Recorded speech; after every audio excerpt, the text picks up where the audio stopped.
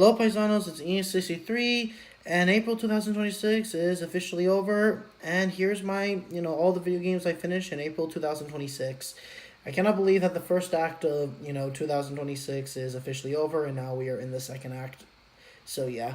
But anyways, let's go ahead and begin. The first game I finished was Shinobi Art of Vengeance, the second villain stage DLC. It was really fun. I definitely really enjoyed it, despite it being, 3 stages short. It was a really fun experiment from start to finish. Next up, I played Marvel Cosmic Invasion, Nintendo Switch 2 version, and Nintendo Switch 2 physical copy. It was fun, to replay this game again, 1 year later and stuff, and yeah.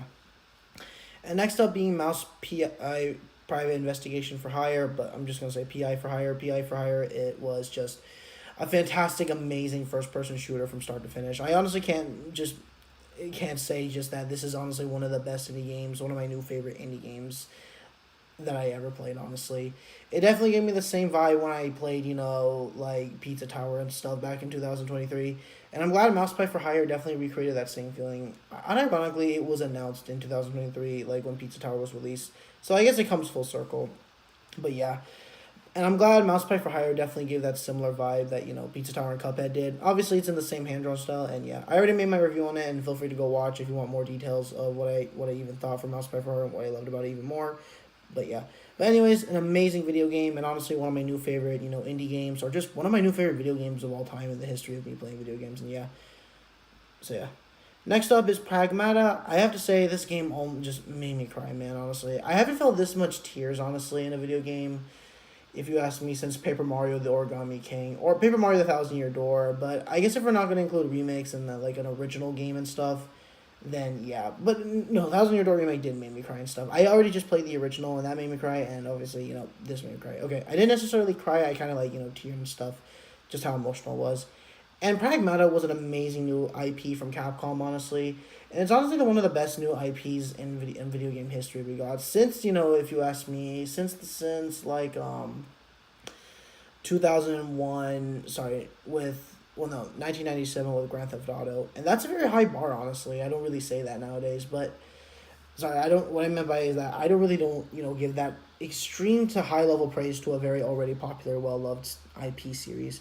But Pragmata, man, this game just showed that, honestly, a new IP can be done here with risks, creativity, and something new and original if it's just done correctly. And honestly, this was just amazing. It really just felt like I was playing a 2011 or 2012 or 2013 video game, honestly.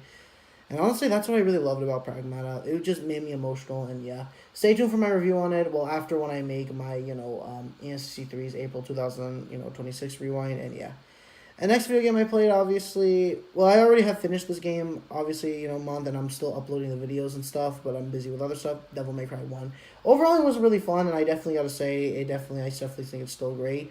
But yeah, I do admit, it does really age really a bit poorly, and considering the thing is, and I feel like the misleading thing is, when people go from DMC3 to DMC1, that's gonna be a massive, like quality drip, in my opinion, since I know 3 is a prequel and stuff, and it made sense. It talked about the origin of Dante and stuff, and, his, opposing ideology with Virgil. And DMC1, we get to see Nell, Angel, I don't know how to pronounce it. I'm just going to call him, Virgil again and stuff.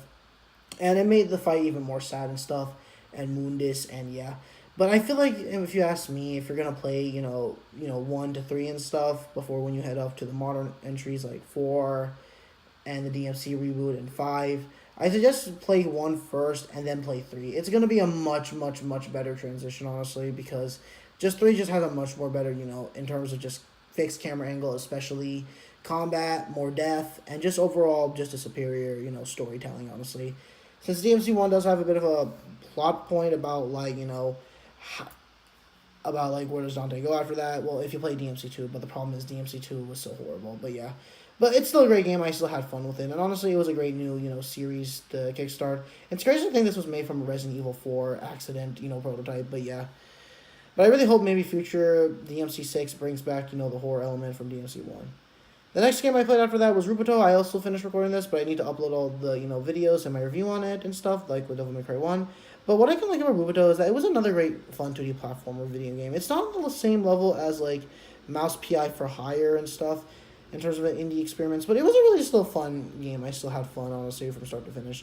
I definitely enjoyed it, and I can definitely tell it's definitely something that I really enjoyed. It was a really nice short, you know, straight to the point, fun stage-by-stage linear structure. If I played, you know, Mario, Donkey Kong, Mega Man, Ninja Gaiden, Castlevania, Sonic, Kirby, and other indie platformers like Shovel Knight, Gravity Circuit, Celeste, Pizza Tower, Anton Blast, Cyber Shadow, and Berserk Boy, and Advent Neon, and stuff like that. Oh, and Iron Meat, can't forget about that one. And yeah, but a great 2D platformer. I really loved it. I think it's still lacking. Like, the only thing I do admit though is that, actually I don't remember what I was about to say, but I do think there was one critique I did had though, is that I really wish maybe there is a DLC, maybe to, you know, boost this game even more and stuff.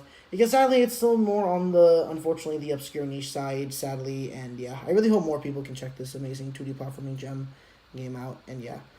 And finally, well, I didn't necessarily finish this game, I still have stuff to do, but let's just say I'm somewhat done a bit since I set up the island. I will send some screenshots on my community post of my overall island progress on Tomodachi Life, living the dream, and yeah.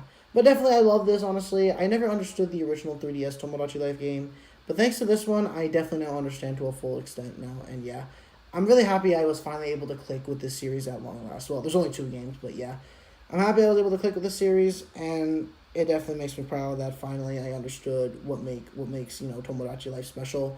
It's the fact that, you know, most video games require high intense focus.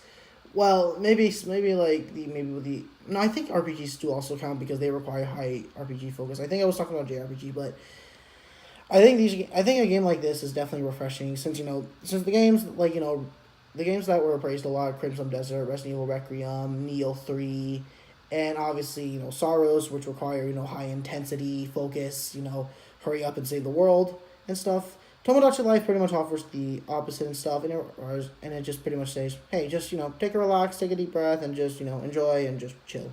And honestly, yeah, and doing all those goofy stuff with the Mii's, and yeah, pretty much. But yeah, Tomodachi Life, I didn't finish it, but I maybe will finally finish it once and for all next month, and yeah.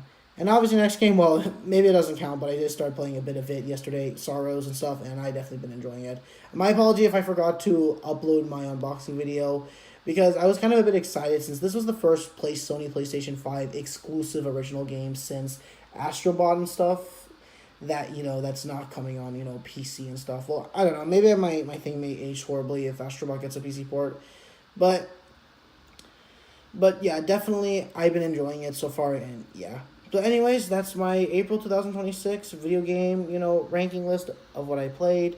And if I have to say from, you know, least to the most, like, you know, obviously, you know, well, no, I still like all the games though, but I say Rubido was fun, then Devil May Cry 1 and stuff, for starting a new series, Pragmata, a new IP and stuff, Sorrows for just, okay, maybe I'm not going to include Sorrows here, but Pragmata for being a new amazing IP, and finally Mouse PI for Hire for being one of my new favorite indie games of all time.